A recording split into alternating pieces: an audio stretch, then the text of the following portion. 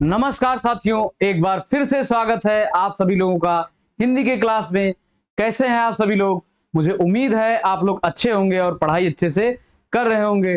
तो साथियों, प्रश्नों को आइए देखा जाए एक एक करके। प्रश्न नंबर 1 है मित्रों, इनमें से किस विद्वान ने अपभ्रंश के लिए पुरानी हिंदी शब्द का प्रयोग किया था? तो इनमें से किस कवि ने, किस विद्वान ने ये अपभ्रंश के लिए पुरानी हिंदी का प्रयोग किया था? तो इनमें से जो है ये चंद्रधर शर्मा गुलेरी जो है साथियों, इन्होंने जो है अपभ्रंश के लिए पुरानी हिंदी शब्द का प्रयोग किया था। ये टर्म यहां पर इंपॉर्टेंट है, पुरानी हिंदी कहा था इन्होंने। अपभ्रंश को किसने कहा था? चंद्रधर शर्मा गुलेरी ने। अगला प्रश्न है, आधुनिक भारतीय आर्य भाषाओं के उदय के पूर्व आर्य भाषा का कौन सा रूप विद्यमान था? यानी कि प्रश्न में यह पूछा जा रहा है कि आधुनिक भारतीय आर्य भाषा के उदय के पहले आर्य भाषा का कौन सा रूप विद्यमान था? तो इनमें से जो है ये अपभ्रंश का रूप विद्यमान था। कौन सा? ये आधुनिक भारतीय आर्य भाषा से पहले आर्य भाषा का अपभ्रंश रूप विद्यमान था। ठीक। अगला है, एक से अधिक वर्णों के मेल को कहते हैं। तो एक से अधिक वर्णों के मेल को क्या कहते हैं हम? इनमें से तो एक से अधिक वर्णों के मेल को साथियों स्वर कहते हैं। क्या कहते हैं? स्वर कहते हैं एक से अधिक वर्णों के मेल को। ठीक। अगला है, लिपि चिन्हों के क्रमबद्ध समूह को क्या कहते हैं? ये लिपि चिन्हों के, ये चिन्ह है। ठीक। लिपि चिन्हों के क्रमबद्ध समूह को क्या कहा जाता है?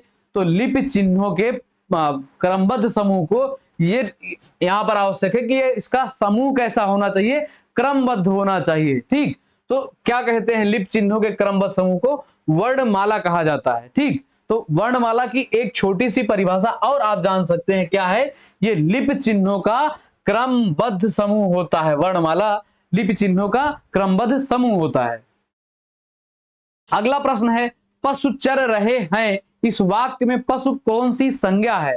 तो ये पूछा जा रहा है, ये पशु जो है किस प्रकार की संज्ञा है? तो पशु जो है, जैसा कि पशु कहेंगे तो आप ढेर सारे पशुओं को समझेंगे, यानी कि ये जो है ये जातिवाचक संज्ञा को प्रदर्शित कर रहा है यहां पर। ठीक। कैसा? ये जातिवाचक संज्ञा को। ठीक। और द्रव्यवाचक संज्ञा क्या होती है? जो है द्रव्यवाचक संज्ञा, ये भाववाचक संज्ञा से निकल कर बनी हुई है। ठीक। ये भाववाचक, ये माना जाता है, ये द्रव्यवाचक जो है ये इसी में समाहित है। ठीक। और व्यक्तिवाचक संज्ञा क्या होता है? जो जिसके जैसा कोई दूसरा ना हो, यानी कि ये कैसा होता है? व्यक्तिवाचक संज्ञा ये अद्वितीय होता है, यूनिक होता है। ठीक। जैसे व्यक्तिवाचक संज्ञा का कुछ उदाहरण, जैसे कोई नाम, राम, श्याम, या जो है गंगा, तो ऐसे रामायण, महाभारत। तो यानी कि ये जो व्यक्तिवाचक संज्ञाएं होती हैं अपने आप में विशेष होती हैं, यूनिक होती हैं, अकेली होती हैं, इनके जैसा कोई दूसरा नहीं होता है। ठीक। अगला है, निम्नलिखित में से कौन सी जातिवाचक संज्ञा है? तो इनमें से जातिवाचक संज्ञा कौन सी है? तो ये जो है इसमें शत्रुता किस प्रकार की? ये भाववाचक है। शत्रुता भाववाचक संज्ञा है। और सेना किस प्रकार की संज्ञा है? ये समूहवाचक संज्ञा है। ठीक। और यश जो है ये भी जो है एक भाववाचक संज्ञा है। यश और अपयश, इसको जो है आप महसूस कर सकते हैं, देख नहीं सकते हैं। तो जिसको हम देख नहीं सकते हैं, महसूस कर सकते हैं, वो भाववाचक संज्ञा के अंतर्गत आती है। लेकिन इसमें क्या पूछा गया है? जातिवाचक संज्ञा। तो जो मजदूर है साथियों, ये मजदूर अगर आप कहेंगे तो आप समझेंगे कि ढेर सारे मजदूर, या मजदूरों की एक जाति बता रही है इसमें, ये इसलिए जातिवाचक संज्ञा है। अगला है, निम्न में से कौन सा शब्द पुल्लिंग है? इनमें से पुल्लिंग कौन सा शब्द है? तो पुल्लिंग और स्त्रीलिंग का आप बोल कर देखिए। तो पूर्ति की जाती है, अभिव्यक्ति बनाई जाती है, और छवि भी बनाई जाती है, लेकिन विवाह किया जाता है। ये जो है पुल्लिंग है, इसमें विवाह जो है किस प्रकार है? यहाँ पर पुल्लिंग है। ठीक। देखिए, आप अगर अभ्यास करें किसी भी विषय का, तो उसमें जो भी टर्म या जो भी आपके सामने ये विकल्प आते हैं चारों, इनके बारे में भी आपको एक एक करके अलग अलग जानना बहुत ही आवश्यक है। इससे जो है आपका अभ्यास अच्छा होता है। ठीक। अगला है, जाति शब्द का बहुवचन रूप क्या होगा? तो जाति शब्द का बहुवचन रूप क्या होता है? जातियां होती हैं। तो ये ध्यान दीजिएगा, ये चंद बिंदु वाला जो जातियां लिखा है ये बिल्कुल सही है। ठीक, परीक्षा में ये वाला भी दिया गया है, तो इससे सावधान रहिएगा। अगला है उर्दू शब्द सौदा का बहुवचन में क्या रूप होता है? तो यहां पर सौदा का बहुवचन रूप पूछा जा रहा है। तो सौदा का बहुवचन क्या होता है? सौदागर? नहीं, सौदागर नहीं होता है। ये सौदा जो है ये अपने आप में एक बहुवचन है, इसलिए उसके रूप में कोई परिवर्तन नहीं होता है। सौदा जो है ये अपने आप में बहुवचन है। जिस प्रकार ये आंसू, आंसू, प्राण और जो है हस्ताक्षर, हस्ताक्षर, ठीक, दर्शन और ओंठ, ओंठ या होंठ, ये सभी किस प्रकार होते हैं? ये जो है हमेशा ही बहुवचन में प्रयोग किए जाते हैं। इसी प्रकार ये सौदा भी हमेशा बहुवचन में ही प्रयोग किया जाता है, इसलिए इसका बहुवचन नहीं होगा। अगला है मुझे किस प्रकार का सर्वनाम है? तो ये जो शब्द है मुझे, ये किस प्रकार का सर्वनाम है? तो जो सर्वनाम के भेद होते हैं इसमें जो है पुरुषवाचक एक सर्वनाम होता है, एक सर्वनाम होता है पुरुषवाचक सर्वनाम, पुरुषवाचक सर्वनाम, ये सर्वनाम का भेद है। और इसके भी तीन भेद होते हैं। कौन कौन से होते हैं? एक है उत्तम और मध्यम और तीसरा क्या है? अन्य। तो पुरुषवाचक सर्वनाम के भी तीन भेद होते हैं। ठीक, तो उसमें जो है उसके भेद के अंतर्गत पूछा जा रहा है कि ये मुझे जो है किस प्रकार का सर्वनाम है? तो मुझे जो है साथियों ये मध्यम पुरुष है। किस प्रकार का है? मध्यम पुरुष सर्वनाम है। अगला प्रश्न है क्या आप घर भी जाएंगे वाक्य में रेखांकित पद है? तो इसमें रेखांकित क्या है? ये आप जो है इसमें रेखांकित है। तो आप इसमें किस प्रकार प्रयोग हुआ है वाक्य में? तो क्या आप भी घर जाएंगे? तो ये जो है साथियों सर्वनाम है। यहां पर किस प्रकार प्रयोग हुआ है? सर्वनाम के रूप में प्रयोग हुआ है। तो सर्वनाम क्या होते हैं? सर्वनाम वे होते हैं जो संज्ञा के स्थान पर यानी कि संज्ञा को प्रतिस्थापित कर प्रयोग किए जाते हैं, वे सर्वनाम कहे जाते हैं। तो यहां पर जो है क्या अगर आप यहां पर नाम रखेंगे, क्या राम भी घर जाएगा या क्या सीता भी घर जाएगी? तो यानी कि अगर ये संज्ञा के स्थान पर आया हुआ है तो इसे क्या किस प्रकार परिभाषित करेंगे? सर्वनाम से। तो आप इस प्रकार से यहां पर सर्वनाम है। ठीक, अगला है मानसिक विशेषण किस मूल शब्द से बना है? तो मानसिक विशेषण किस मूल शब्द से बना है? तो विशेषण क्या होते हैं साथियों? ये किसी विशेष की विशेषता बताते हैं। विशेषण जो है किसी विशेष व्यक्ति, वस्तु या स्थान की विशेषता बताते हैं, इसको विशेषण कहते हैं। तो ये किसी मूल विशेषण, कुछ शब्द भी विशेषण होते हैं। ठीक, तो इसमें वही पूछा गया कि मूल शब्द क्या है? तो ये मनस जो है ये मानसिक का मूल शब्द है। ठीक, अगला है निम्नलिखित में से कौन सा शब्द विशेषण है? तो इनमें से विशेषण शब्द कौन सा है? तो ये आग से बना हुआ विशेषण कौन सा है? आग्नेय। तो यहां पर कौन सा विशेषण है? ये आग्नेय जो है यहां पर विशेषण के रूप में प्रयोग हुआ है। नेक्स्ट क्वेश्चन है हथियाना में कौन सी क्रिया है? तो ये क्रिया के भेद जो होते हैं उसके अंतर्गत पूछा गया है। ये हथियाना जो है ये किस प्रकार की क्रिया है? तो कुछ क्रियाएं जो हैं जिसके लास्ट में या आखिरी में आना और जो है ये वाना, ठीक, इस प्रकार जो आती हैं, जैसे हाथ से हथियाना, बात से बतियाना, लात से लतियाना, तो और चिकना से चिकियाना। तो इस प्रकार की जो क्रियाएं होती हैं साथियों इन्हें हम नाम धातु क्रिया कहते हैं। किस प्रकार की क्रियाएं होती हैं? ये नाम धातु क्रियाएं होती हैं। तो इसमें यही पहचानिए आप कि हथियाना, चिकियाना और जो है ये जो जिसमें आना वाना आती हैं ये किस प्रकार की नाम धातु क्रियाएं होती हैं। और प्रेरणार्थक क्रियाएं क्या होती हैं? प्रेरणार्थक क्रियाएं वे क्रियाएं होती हैं जिसको कर्ता किसी दूसरे द्वारा करने के लिए प्रेरित करता है, उसको कहते हैं प्रेरणार्थक क्रियाएं। और प्रेरणार्थक क्रियाएं दो प्रकार की होती हैं। कौन कौन सी? एक तो प्रथम प्रेरणार्थक क्रिया होती है और कौन सी? दूसरी द्वितीय प्रेरणार्थक क्रिया होती है। प्रथम प्रेरणार्थक क्रिया क्या होती है? जिससे कर्ता जो है काम सामने वाले से करने के लिए कहता है, प्रेरित करता है। और द्वितीय प्रेरणार्थक में वो काम करवा लेता है, जैसे दिलाना, दिलवाना। ठीक, तो इस प्रकार जो है ये द्वितीय प्रेरणार्थक क्रिया की ये उदाहरण है। अगला है, निम्नलिखित प्रश्न में 4 विकल्पों में से उस विकल्प का चयन करें जो क्रिया के भेद वाला सही विकल्प है। तो क्रिया के भेद वाला सही विकल्प इनमें से कौन सा है इस वाक्य में? तो दीपा ने गाय को चारा खिलाया। तो दीपा ने गाय को चारा खिलाया, इसमें किस प्रकार की क्रिया है? तो इसमें नाम धातु तो आपको हम अभी बताए हैं कि नाम धातु में क्या आता है? आना वाना, ठीक, ये सब आते हैं तो नाम धातु होते हैं। और प्रेरणार्थक क्रियाएं क्या होती है? जिससे कर्ता कोई काम सामने वाले से प्रेरित करता है या करवाता है। तो इसमें ऐसा कुछ है, दीपा ने गाय को चारा खिलाया, तो दीपा स्वयं कार्य कर रही है, किसी से कार्य नहीं करवा रही, इसलिए यहां पर प्रेरणार्थक भी नहीं होगी और नाम धातु भी नहीं होगी। और कृदंत जो होते हैं ये प्रत्यय होते हैं, तो यहां पर क्रिया की कोई बात ही नहीं है। तो इसमें से आपका उत्तर सीधे सीधे क्या निकल गया? ये द्विकर्मक क्रिया है। ठीक, आप इसी भांति से परीक्षा में भी किया करिए, जब भी आपको लगे कि कुछ विकल्पों में कॉम्प्लिकेशन है, नहीं आ रहा है, तो आप इलिमिनेट किया करिए। ठीक, अगर आपको अच्छे से पता है कि ये नाम धातु क्या है, प्रेरणार्थक क्या है, तो आप इलिमिनेट आसानी से कर जाएंगे, कोई बहुत बड़ी बात नहीं है। तो इसमें दीपा ने गाय को चारा खिलाया, किस प्रकार की क्रिया है ये द्विकर्मक क्रिया है। ठीक, अगला है, हरि मोहन को रुपए देता है। हरि मोहन को रुपए देता है, तो इसमें रेखांकित क्या है? मोहन को। तो इसमें आपको बताना है कारक। ठीक, तो जब कोई काम किसी दूसरे के लिए किया जाता है, जैसे राजा सेवक को कंबल बांटता है, ठीक, या राजा भिखारी को कंबल बांटता है, तो इस प्रकार की जब कोई वाक्य आता है, कोई दूसरे के लिए कर्ता कार्य करता है, तो वहां पर साथियों संप्रदान कारक आता है। ठीक, आप उस जगह पर ये को नहीं पहचानेंगे कर्ता ने कर्म को, ऐसे बिल्कुल नहीं।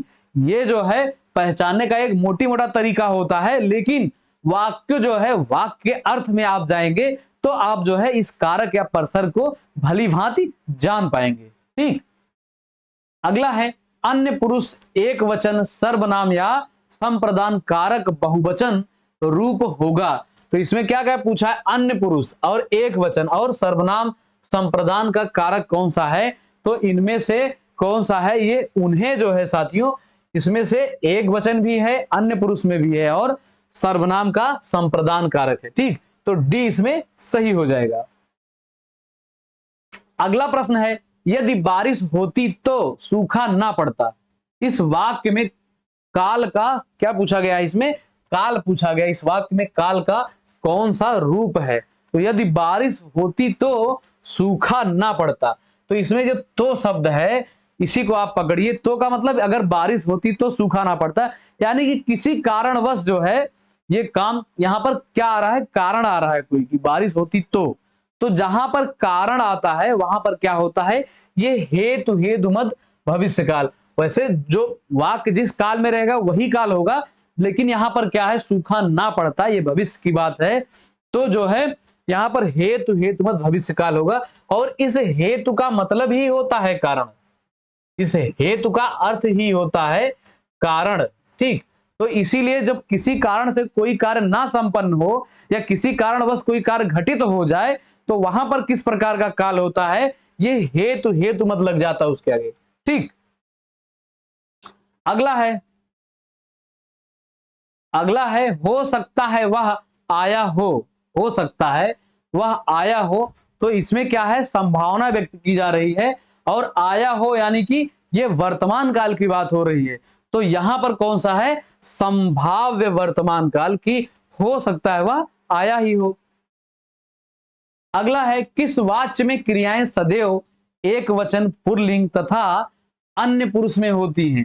तो ये किस वाच्य में पूछा जा रहा है। एक हिसाब से उस वाच्य की परिभाषा मोटी मोटा दे रही है कि एक वचन, हमेशा एक वचन पुल्लिंग तथा अन्य पुरुष में होती हैं। तो ऐसा किस वाच्य में होता है साथियों? ये भाववाच्य में होता है ऐसा। ठीक, कि क्रिया सदैव एक वचन में होती है, पुल्लिंग होती है, और जो है ये एक अन्य पुरुष में होती है। ठीक,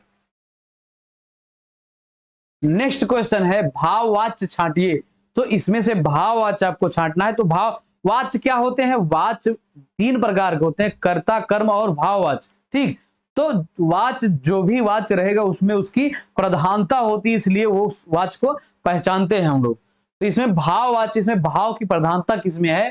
पहला है दादाजी के द्वारा अनिल को डांटा गया।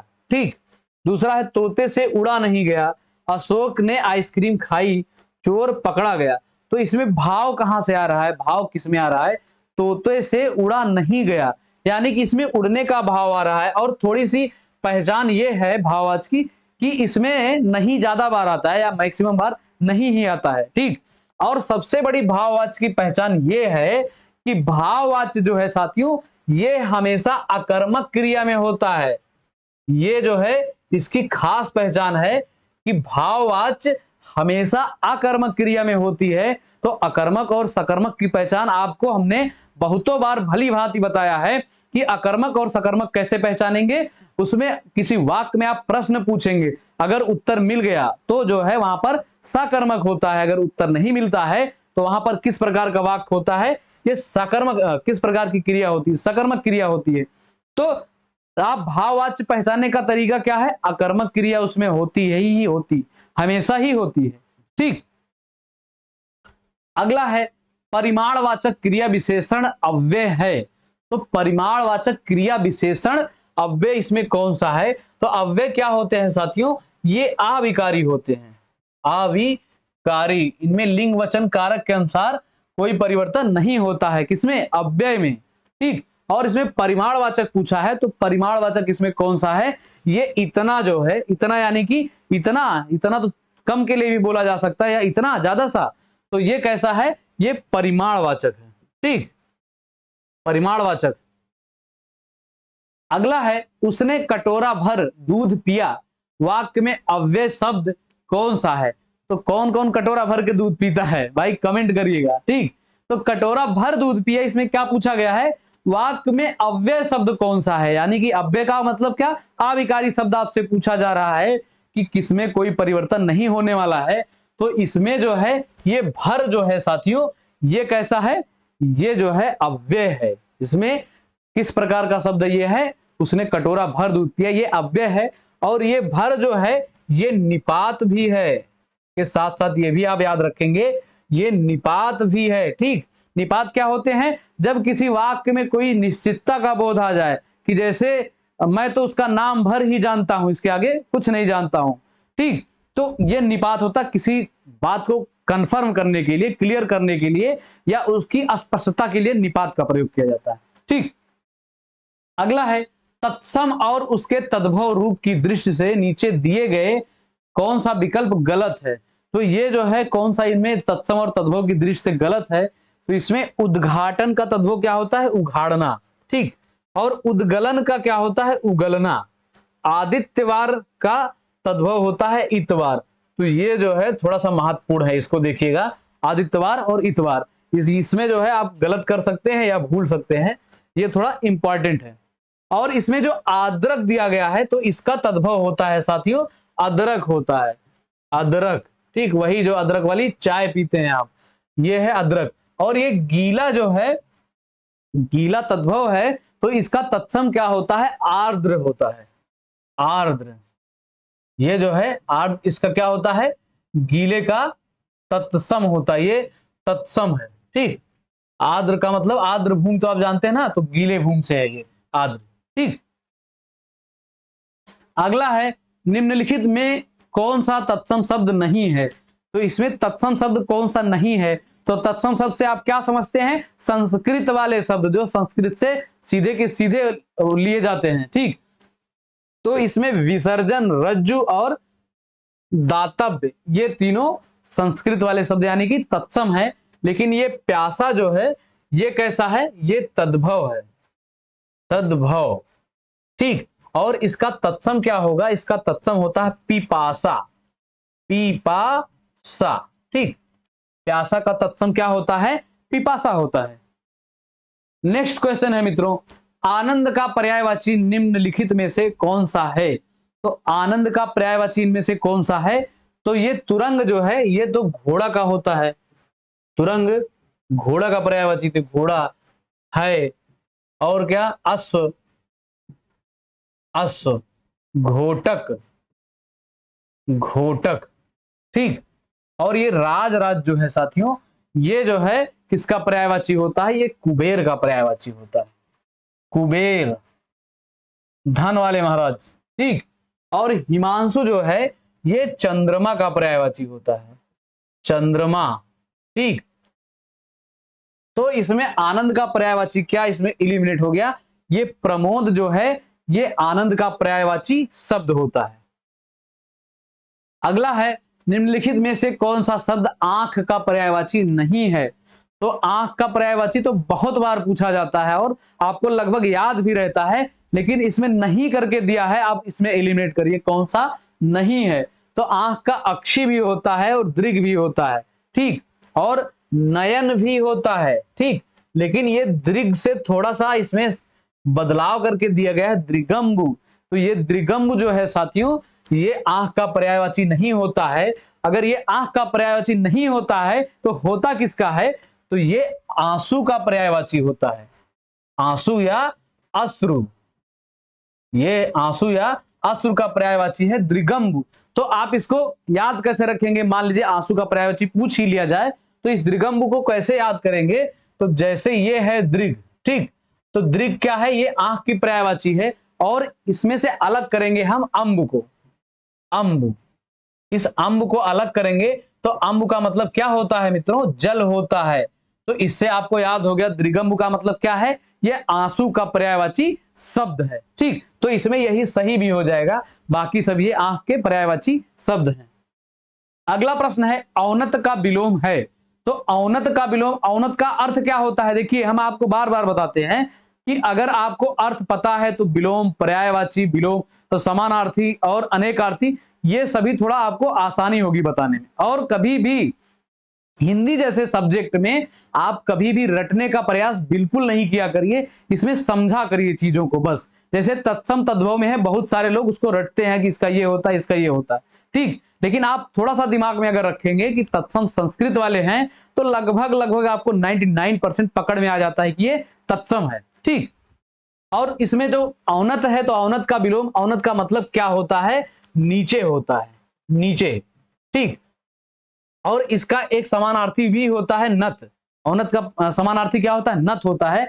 तो इसमें विलोम पूछा गया तो औनत का विलोम क्या होता है, उन्नत, कोई चीज नीचे जा रही है, उन्नति मतलब आप जो है उन्नत कर रहे हैं, आगे बढ़ रहे हैं। नेक्स्ट क्वेश्चन है, अध्यावसाय का विलोम है। तो ये अध्यावसाय का विलोम शब्द कौन सा है, तो ये देख रहे हैं कहां पर पूछा गया है, ये पीसीएस मेंस का क्वेश्चन है। और अपनी यूपी SSSC ऐसे क्वेश्चन पूछने में तनिक भी देर नहीं करती है, ठीक। तो इन सब ऐसे विलोम शब्दों को आप, ये यूनिक है, इसको नोट करके रखिएगा। तो ये अध्यावसाय का विलोम शब्द इसमें से कौन सा है, अनध्यवसाय, क्या है, अनध्यवसाय, ठीक। इसको 2-4 बार पढ़िएगा, अनध्यवसाय, अध्यवसाय का अनध्यवसाय, यानी कि इसमें अन लग के इसका विलोम बन गया, उल्टा बन गया, ठीक। अगला है, दिए गए विकल्पों में से किल्विस का समानार्थी शब्द चुनिए। तो ये किल्विस का समानार्थी कौन सा है इसमें, तो किल्विस का मतलब थोड़ा सा कलुष से आप इसको लिंक करिएगा कि कलुष क्या होता है। तो किल्विस जो है ये पाप का समानार्थी शब्द है। किसका, किल्विस का समानार्थी शब्द क्या होता है, पाप होता है, पाप जो करते हैं लोग, बहुत पापी है दुनिया। अगला है, दिए गए विकल्पों में से किशोर का समानार्थी शब्द कौन है। तो किशोर का समानार्थी शब्द कौन सा है, तो किशोर का समानार्थी शब्द होता है साथियों तरुण होता है, क्या होता है, तरुण। अगला है, जिस स्त्री के पुत्र और पति ना हो, इस वाक्य के लिए एक शब्द, ठीक। अभी तक हो सकता है आपने ये पढ़ा हो कि जिस स्त्री के पति ना हो तो उसे क्या कहा जाता है, विधवा, उसको विधवा कहा जाता था। और इसमें क्या दिया गया, जिस स्त्री के पति और पुत्र दोनों ही ना हो उसके लिए एक शब्द क्या होता है, तो उसे कहते हैं साथियों अवीरा, ठीक। जिस स्त्री के पुत्र और पति दोनों नहीं होते उसे क्या कहते हैं, अवीरा कहते हैं। तो इसको आप याद कैसे रखेंगे, थोड़ा सा आप ऐसे लिंक करेंगे कि जिस स्त्री के पुत्र और पति दोनों नहीं होते तो उसके पास मानिए कि कोई वीर नहीं होता है, तो ऐसे आप याद करेंगे कि इसे अवीरा कहा जाता है। ठीक, थोड़ा थोड़ा लिंक करके। अगला है व्यर्थ खर्च कर डालने वाला वाक्य हेतु कौन सा शब्द सही है। तो व्यर्थ खर्च करने वाले को क्या कहते हैं, अपव्ययी, अपव्ययी या अपव्ययी। ठीक, और मितव्ययी जो होता है ये कंजूस होते हैं। कैसे होते हैं, कंजूस, इसको कहते हैं कम खर्च करने वाला। कम खर्च करने वाले को कहते हैं मितव्ययी। अगला है अंग अंग फूले ना समाना मुहावरे का सही अर्थ है। तो अंग अंग फूले ना समाने का मतलब क्या है, बहुत आनंदित होना, आप बहुत खुश हो जाते हैं तो उसके लिए मुहावरा क्या है, अंग अंग फूले ना समाना। नेक्स्ट है साथियों अंधे की लकड़ी से तात्पर्य। तो ये तो बचपन से आप पढ़ते आ रहे हैं, अंधे की लकड़ी एकमात्र सहारा, 5वीं कक्षा में ये बहुत रटाया गया था। ठीक, तो ये अंधे की लकड़ी का मतलब क्या है, एक ही सहारा या एकमात्र सहारा। ठीक, अगला है साथियों अरण्य चंद्रिका का अर्थ है। तो ये अरण्य चंद्रिका का अर्थ क्या होता है, अरण्य का मतलब क्या होता है, जंगल, ये जंगल का पर्यायवाची, अरण्य, विभिन्न, अटवी, ये सभी जो हैं जंगल के पर्यायवाची हैं। तो अरण्य चंद्रिका का मतलब क्या होता है, निष्प्रयोजन पदार्थ। अरण्य चंद्रिका का मतलब निष्प्रयोजन पदार्थ, यानी कि किसी प्रयोजन का पदार्थ नहीं है ये। अगला है आसक्ति शब्द का अर्थ क्या है। तो आसक्ति का अर्थ क्या होता है, ये साथियों होता है अनुराग होता है, आसक्ति का अनुराग होता है। अगर इसका आपको नहीं भी पता है तो आप एलिमिनेट करेंगे। जैसे हुतासन किसका होता है, ये अग्नि का होता है, अग्नि का समानार्थी होता है। और ये जन्मदात्री, तो जन्मदात्री ये जन्म देने वाली किसे कहते हैं, मां को कहते हैं जन्मदात्री। ठीक, और पिक प्रिय, तो पिक प्रिय किसे कहते हैं, ये पिक प्रिय क्या होता है, आम होता है साथियों। पिक का मतलब क्या होता है, पिक का मतलब होता है कोयल, कोयल। तो कोयल का प्रिय क्या होता है, आम होता है। ठीक, ऐसे चीजों को थोड़ा अलग अलग करके आप समझेंगे तो आपको ज्यादा रटना नहीं पड़ेगा। अगला है अनुगामी शब्द में कौन सा उपसर्ग लगा है। तो जैसा कि उपसर्ग जो है ये मूल शब्द के पहले लगते हैं, तो अनुगामी को जब आप अलग करेंगे तो ये होगा अनु और गामी। तो इसमें मूल शब्द क्या है, गामी। ठीक, और उपसर्ग क्या है इसमें, अनु। तो ऑप्शन सी इसमें सही हो जाएगा। अगला प्रश्न है साथियों शिक्षित में उपसर्ग है। तो शिक्षित में कौन सा उपसर्ग है, तो शिक्षित को आप जो है इसमें, अच्छा सुशिक्षित है। ठीक, सुशिक्षित है तो इसमें सु उपसर्ग है, सु और शिक्षित, सुशिक्षित। ठीक, तो ये सु का मतलब क्या होता है, सुंदर या अच्छा। ठीक, तो इसमें बी जो है बिल्कुल सही हो जाएगा। अगला प्रश्न है कृत प्रत्यय लगता है। तो कृत प्रत्यय कहां पर लगता है, प्रत्यय क्या होते हैं, जो मूल शब्द के पीछे लगते हैं, पीछे, मूल शब्द के पीछे लगते हैं उसे प्रत्यय कहते हैं। तो कृत प्रत्यय किसके पीछे लगता है, ये क्रिया के पीछे लगता है या क्रिया के अंत में लगता है कृत प्रत्यय। ठीक, नेक्स्ट है निम्नलिखित में से कौन तद्धित प्रत्यय वाला शब्द नहीं है। तो अभी कृत प्रत्यय आपने जाना और ये तद्धित प्रत्यय क्या होते हैं। तो कृत प्रत्यय तो क्रिया के अंत में लगते हैं, तो क्रिया को छोड़कर, यानी कि क्रिया को छोड़ दिया जाए किसके लिए, कृत प्रत्यय के लिए, उसके बाद जो सर्वनाम विशेषण जो भी बच रहा है वो जो है ये तद्धित प्रत्यय बनता है उससे मिलकर। ठीक, तो एक ही चीज, जब दो चीजों में थोड़ी सी समानता हो और आपको याद ना हो रहा हो तो एक चीज को याद करिए। कैसे, जैसे कृत प्रत्यय को आप याद करेंगे कि ये जो है हमेशा क्रिया के अंत में लगता है, तो खाली कृत प्रत्यय ही याद करिए, तद्धित का छोड़ दीजिए कि क्रिया के बाद जो भी बचता है उसी के पीछे लगकर तद्धित प्रत्यय बनता है। ठीक, तो आपको कभी जो है भूलेगा नहीं। तो इसमें तद्धित प्रत्यय कौन सा है, इसमें कौन सा नहीं है, इस नहीं पे ध्यान दीजिएगा। तो इसमें जो है ये शिक्षक जो है साथियों, इसमें तद्धित प्रत्यय नहीं है और इन सब में तद्धित प्रत्यय है। ठीक, तो तद्धित प्रत्यय की आपको परिभाषा पता हो गई तो आप इनको अलग अलग करके देख सकते हैं कि कौन सा जो है क्रिया के अलावा मिला है। ठीक, अगला है निम्नलिखित में से सही संधि विच्छेद का चयन कीजिए। तो इसमें सही संधि विच्छेद कौन सा है? तो इसमें पत्र प्लस ये अलय नहीं आलय होता है। ये क्या होगा? आलय होगा, आलय। ठीक, ये यानी कि शुद्ध नहीं है। मरण प्लस ये आसन होगा, आसन नहीं होता है, ये आसन होता है। मरण प्लस आसन और मिलकर क्या बनता है? मरणासन, मरणासन। ठीक, और ये वीर प्लस अंगना, ये बिल्कुल सही है। तो ये दोनों मिलकर क्या बनेगा? वीरांगना। ठीक, वीरांगना। और इसमें क्या है? ये यथा प्लस अर्थ है, तो यथा प्लस ये अर्थ होता है, यथा प्लस अर्थ, और दोनों मिलकर क्या बनते हैं? यथार्थ, यथार्थ। ठीक, और इसमें संधि अगर पूछा जाए कि इन सभी में संधि कौन सा है, तो इसमें पत्र से आ और इसका आ दोनों मिलकर क्या बन रहे हैं? बड़ा आ बन रहे हैं। इसमें भी वही है, रा से आ निकलकर और इससे आ जो है मिलकर ये बड़ा में परिवर्तित हो रहे। तो यानी कि इन चारों में साथियों दीर्घ संधि है। किस प्रकार की संधि है?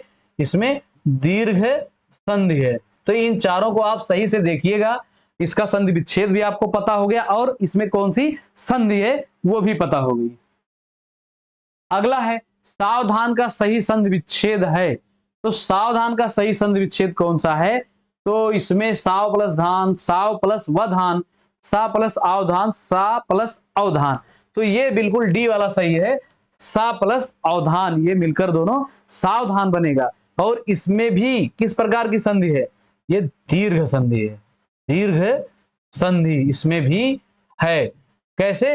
ये सा जो है ये आधा हो जाएगा और ये यहां से आ निकल जाएगा, तो दोनों मिलकर ये बनेंगे, क्या बनेगा? ये बड़ा आ बनेगा, बड़ा आ बन जाएगा। तो ये किस प्रकार की संधि इसमें हो जाएगी? सावधान में दीर्घ संधि। अगला है मालगाड़ी शब्द का समास विग्रह।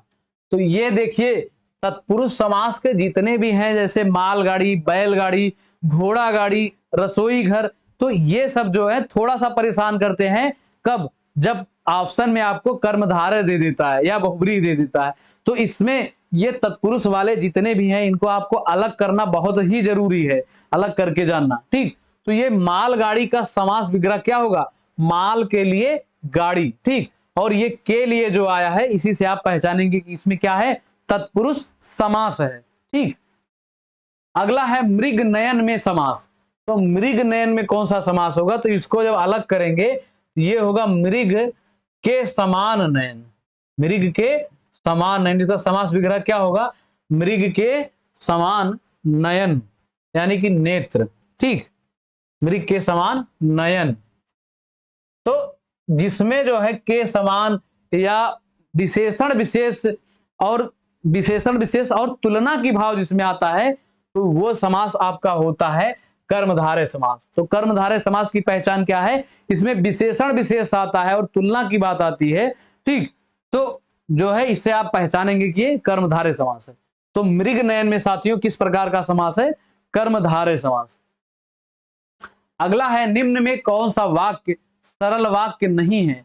तो सरल वाक्य नहीं है तो ये तो ठीक है, लेकिन आप सरल वाक्य को पहचानेंगे कैसे? कैसे जानेंगे कि सरल वाक्य है? तो सरल वाक्य की परिभाषा ही है कि इसमें एक वाक्य होता है, एक वाक्य नहीं, एक वाक्य नहीं, ये एक उद्देश्य होता है, एक उद्देश्य होता है, एक उद्देश्य। सरल वाक्य की पहचान क्या है? एक उद्देश्य होता है और एक विधेय होता है, एक विधेय। ये होती है सरल वाक्य की परिभाषा और पहचान दोनों है कि सरल वाक्य में एक ही वाक्य और एक ही विधेय होगा। तो इसमें देखिए किसमें नहीं है? लड़का दौड़ता है, बिल्कुल ये ठीक है। बंदर पेड़ पर चढ़ रहे थे, ये भी सही है। मैंने लड़के को बुलाया, ये भी एक ही उद्देश्य और एक ही इसमें विधेय है। ये है इस मेले का उद्देश्य है कि, अच्छा ये जो की शब्द आ गया तो ये क्या बताता है आपको? ये किसी से जुड़ना बताता है, यानी कि ये संयुक्त वाक्य है। ठीक, ये कैसा है? संयुक्त वाक्य है। तो इसमें जो है सरल वाक्य नहीं होगा, बिल्कुल डी वाला सही है। तो इसी बात अगर आप जो है सारे ऑप्शनों को एलिमिनेट करके और एक एक को देख करके किसमें क्या कमी है और किस हिसाब से नहीं है, अगर इस हिसाब से आप हिंदी की तैयारी करते हैं या किसी भी विषय की आप पढ़ते हैं इस प्रकार से, तो आपको बहुत ही ज्यादा आपकी नॉलेज ग्रो होगी डे बाय डे, और आप इन विकल्पों को जब परीक्षा में देखेंगे तो तुरंत पकड़ ले जाएंगे कि हाँ इसमें इस चीज की त्रुटि है, ये जो है इसमें सही होगा। अगला है सूरज पढ़ा लिखा और अधिकारी बना का सरल वाक्य है। तो ये जो है ये और से संयुक्त वाक्य बना हुआ है, तो इसको सरल वाक्य में बदलना है। तो सरल वाक्य की परिभाषा या पहचान क्या है? एक वाक्य और एक उद्देश्य, एक विधेय और एक उद्देश्य होता है। ठीक, तो इसमें जो है सूरज ने पढ़ा इसलिए वह अधिकारी बना, तो ये भी नहीं होगा। सूरज ने पढ़ाई की तब वह अधिकारी बना, ये भी नहीं है। सूरज पढ़ लिखकर अधिकारी बना, हाँ ये ठीक है। इसमें जो है एक उद्देश्य और एक विधेय है। ठीक, तो ये बिल्कुल सरल वाक्य में परिवर्तित हो गया। अगला है इनमें से कौन सा वाक्य अशुद्ध है? तो इसमें अशुद्ध वाक्य कौन सा है? पहला है हर एक खिलाड़ी मैदान में पहुंच गए, तो इसी में गलती है। जहां पर ये हर आ जाए वहां पर एक नहीं आएगा। ठीक, तो जैसे यहां पर हर खिलाड़ी मैदान में पहुंच गए, यहां एक की कोई आवश्यकता नहीं थी, ये जो है गलती से आ गया। तो गलती से आ गया भैया, तो ये जो है गलत हो जाएगा और इस प्रश्न का सही यही हो जाएगा। अगला है मुझे कल 2 किलो लीची खरीदने हैं, कोई त्रुटि नहीं या त्रुटि पहचानिए। तो इसमें त्रुटि कहां पर है? मुझे कल 2 किलो लीची खरीदने नहीं, खरीदनी है, खरीदनी है। ठीक, तो यहां पर किस भाग में त्रुटि है? ये जो है लीची खरीदने में त्रुटि, यहां पर ऑप्शन सी इस प्रश्न का सही उत्तर हो जाएगा। अगला है शुद्ध वर्तनी वाले शब्द का चयन कीजिए। तो इसमें शुद्ध कौन सा है? तो शुद्ध इसमें देखेंगे तो केवल एक ही शुद्ध है, ये अंत्याक्षरी। पहले आप प्राइमरी लेवल पे अंताक्षरी बहुत खेले होंगे, शुरू करो अंताक्षरी लेके प्रभु का नाम। तो ये वही वाली अंताक्षरी है, ये आपके साथ अब खेल रही है। किसके साथ? आपके साथ, और वर्तनी के साथ खेल रही है। तो ये ऐसे ही अंत्याक्षरी बिल्कुल ये सही लिखा गया है। ठीक, तो इसमें और जो सही नहीं लिखे इसको सही किया जाए। तो ये तदोपरांत जो होता है ये तदुपरांत होता है, तदुपरांत। ठीक, ये अब बिल्कुल सही हो गया। और ये पूजनीय नहीं होता है, ये पूजनीय होता है, पूजनीय। ठीक, इसको अगर आप इसी भांति पढ़ेंगे किस कैसे पूजनीय, तो आपको ये बिल्कुल कभी गलत नहीं होगा। तो ये अच्छा कंफ्यूज क्यों करता है? ये जो पूज्य है, पूज्य, ये बिल्कुल सही होता है अपनी जगह पर, लेकिन जब आपको इसको बदलना होता है या इसका विशेषण बनाना होता है तो इसी में फिर परिवर्तन कर देते हैं निय लगा के, तभी ये वहीं जाकर ये गलत हो जाता है। तो इसका सही क्या होता है? पूजनीय। ठीक, और ये कवि का स्त्रीलिंग है, तो कवि इत्री नहीं होता है, कौ इत्री होता है, कौ इत्री। ये सबसे ज्यादा पूछा जाने वाला ये भी वर्तनी है, या इसका वर्तनी या तो पूछ लेगा या तो इसका स्त्रीलिंग पूछ लेगा। तो ये कवि, कवि तो सही है कवि, लेकिन इसका स्त्रीलिंग जब बनाने को देता है तो यहां पर इत्री नहीं लगता, ये कवि से वी जो है हट जाता है, कौ इत्री कहा जाता है। अगर आपको अगर इसको सही करना है तो इसी बात आपको पढ़ना ही होगा, कैसे? कौ इत्री, तो जाकर आपका कभी गलत नहीं होगा। ठीक, तो ये आपके साथ जो है 50 क्वेश्चन कंप्लीट हो गए। ठीक, तो सेशन को शेयर करिएगा और जो है ज्यादा से ज्यादा शेयर करिएगा। ये सभी जो प्रश्न हैं कहीं ना कहीं पूछे गए हैं जरूर से जरूर, तो इस बात पे आप ध्यान रखिएगा। ठीक, तो साथियों जो मिलते हैं किसी नेक्स्ट सेशन में कल, तब तक के लिए जय हिंद, जय भारत, जय हिंदी।